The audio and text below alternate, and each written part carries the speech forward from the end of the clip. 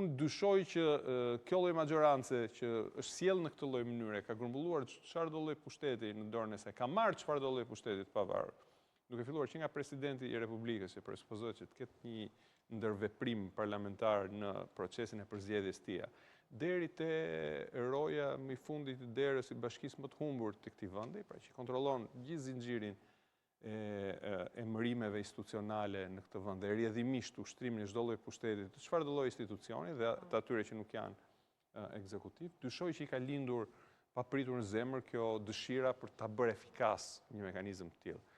Besoj që është ajo që u tha edhe këtu pak përpara, përveç se pjesë të diversionit për të hedhur në treg një temë me cila mund të ketë sensitivitet të lartë publik, me që ka qenë çështje që është debatuar shumë herë dhe shumë herë nuk është bërë gjë, por ndoshta edhe për të krijuar një mekanizëm cilin të ketë mundësi ta përdorë një herë të vetme, ndoshta për të bërë realitetat të ndryshime kushtetuese që ka paralajmëruar kryeministri, që nuk i ka diskutuar me askënd, dhe më pas ta lër pjesë të vdekur të kodit ose një ligj të pazbatueshëm për pjesën tjetër të iniciativave, qoftë ato që do vinë nga njerëzit. Për ndryshimin e numrit të deputetëve nga 140 në 100, u fol edhe për krijimin e një senati e mirë. Këtu qëndron gjëja, domethënë, këtë gjë e ka thënë vetë Edi Rama. E ka deklaruar një herë, kaluan ca muaj, ishte integrimi prioritet. Gjëja integrimi doli kjo. Ose kthimi i Shqipërisë në një republikë presidenciale.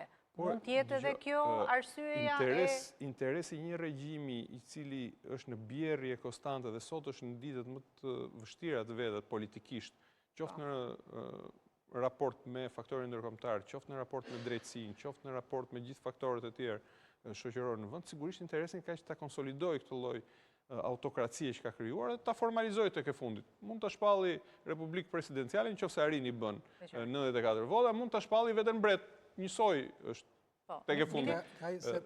Lidhur me këtë nga sa e kam parë te ligji, shoh që presidenti i Republikës, për atë që the ti, merr disa kompetenca që më shumë që nuk i ka dhe duke sikur forcohet pak pozita e tij në lidhur me referendumet. Gjykata kushtetuese bëhet thjesht formale ose bën vlerësimin, por ka më shumë kompetenca presidenti. Që s'duhet ta ketë.